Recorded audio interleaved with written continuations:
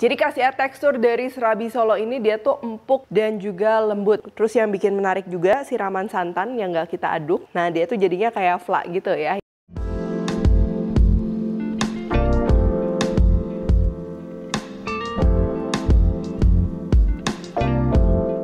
Halo, welcome back to my channel, Devina Hermawan. Hari ini kita akan bikin serabi Solo ya, yang pastinya lembut, wangi, gurih, dan juga manis. Nah, nggak kerasa ya, bentar lagi kan mau puasa, pas banget. Serabi Solo ini aku akan bikinnya pakai Indomilk kental manis plain dan juga Indomilk kental manis Swiss Choco yang bisa jadi ide takjil buka puasa. Jadi hidangan takjil kalian nanti akan lebih variatif dan gak itu-itu aja. Tentunya karena dibikin pakai Indomilk kental manis, hidangan ini akan jadi naik kelas dan nikmatnya gak habis-habis. Oke, untuk adonan dasarnya di sini kita akan gunakan tepung beras yang dicampur dengan tepung tapioka ya biar ada kenyalnya. Lalu ada telur, gula pasir, ragi. Pastikan raginya ini dia masih aktif ya, masih baik. Lalu untuk liquidnya atau cairannya di sini aku campur air dan juga santan instan. Tapi kalau kalian mau pakai santan yang mendadak peras, kalian bisa pakai gantinya santan cair. Jadi jumlah dari santan instan dan air kalian ganti dengan santan cair segar. Lalu kita akan perlu juga garam dan daun pandan. Selanjutnya ini kita akan bikin siraman santan. Nah siraman santan ini yang akan bikin nanti tekstur dari serabi Solonya selain lembut di bagian atasnya tuh kayak ada flaknya gitu ya. Beda sama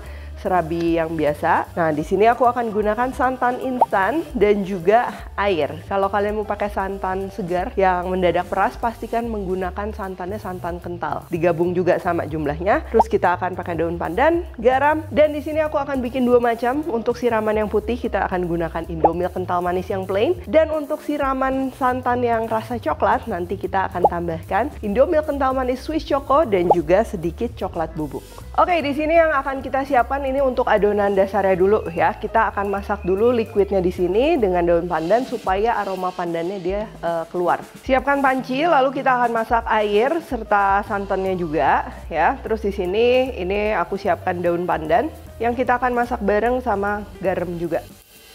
Kalau udah mendidih, ini cukup kita masak 1-2 menit aja, cukup. Lalu kita akan pindahkan ke dalam mangkok yang nanti kita akan bikin buat adonan serabinya. Nah ini kan masih panas, ini kita perlu biarkan dia sampai hangat dulu. Sekalian pandannya juga kita rendemin nih, supaya dia lebih terinfus lagi, wanginya juga lebih keluar. Kalau misal kalian lagi buru-buru, bisa juga dibantu mangkoknya ini kita rendam ke wadah yang lebih besar dengan air es. Ya itu biasa pastinya lebih cepat dingin lagi.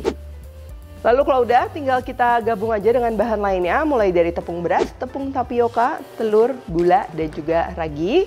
Lalu ini kita akan aduk rata ya. Penting juga raginya ini kita harus pastikan dia masih aktif, masih hidup ya. Terus kalau udah tinggal kita diamkan sekitar 30-60 menit sampai berbuih. Oke, sambil tunggu, di sini aku mau bikin siraman santannya ya, sama kayak tadi. Ini juga aku pakai wajan yang sama.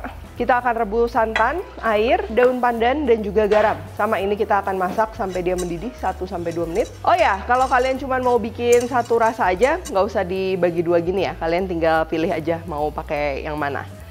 Nah, di sini aku akan gunakan Indomilk kental manis plain. Ini untuk yang pastinya yang rasa plain ya.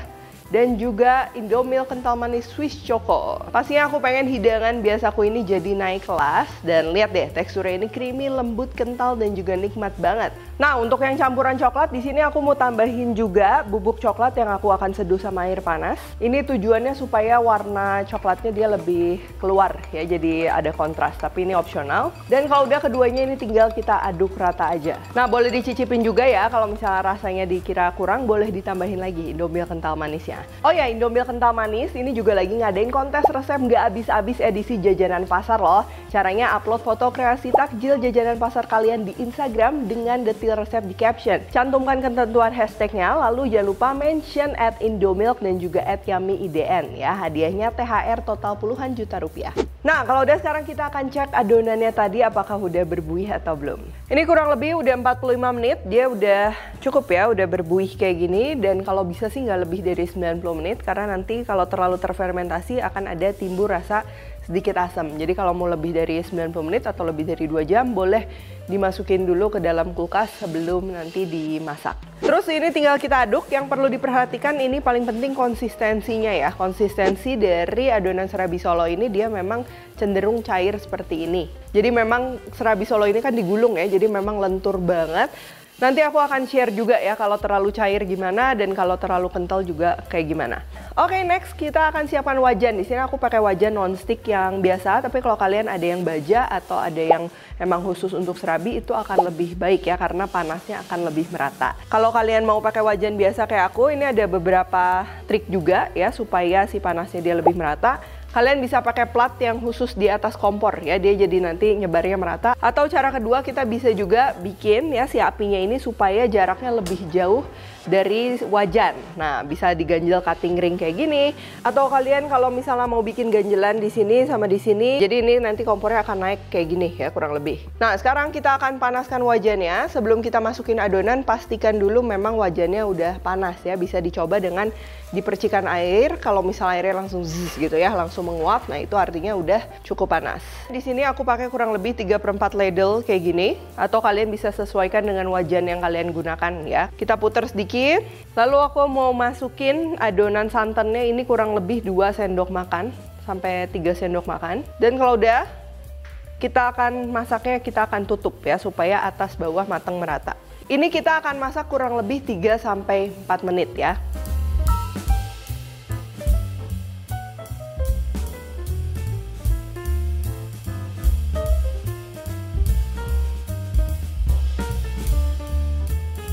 Ini kalian bisa perhatikan ya, di sini udah sedikit bersarang kayak gini.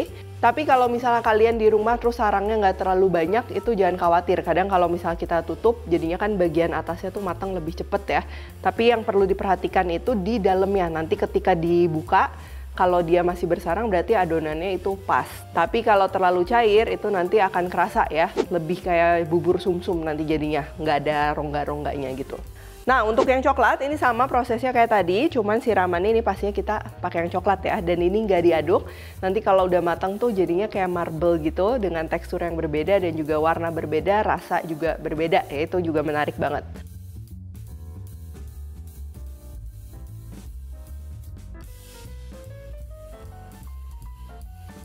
Kalau udah, kalian bisa tambahkan topping di sini. Untuk yang coklat aku akan gunakan Indomilk kental manis yang Swiss Choco dan juga sedikit meses. Lalu untuk yang putih ya, kalian bisa konsumsi gini aja langsung atau bisa juga ditambahin Indomilk kental manis plain dan juga aku akan parutin sedikit keju. Untuk bikin versi yang gulung, ini aku udah siapin daun pisang yang sebelumnya.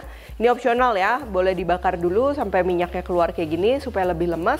Atau bisa juga daun pisangnya ini nggak usah dibakar, tapi pastikan daun pisangnya udah dilap bersih. Karena kalau misalnya nggak bersih takutnya kotor, nanti akan cepet basi juga. Lalu kalau pinggirannya ini udah lentur, udah nggak terlalu crunchy, ini bisa kita gulung.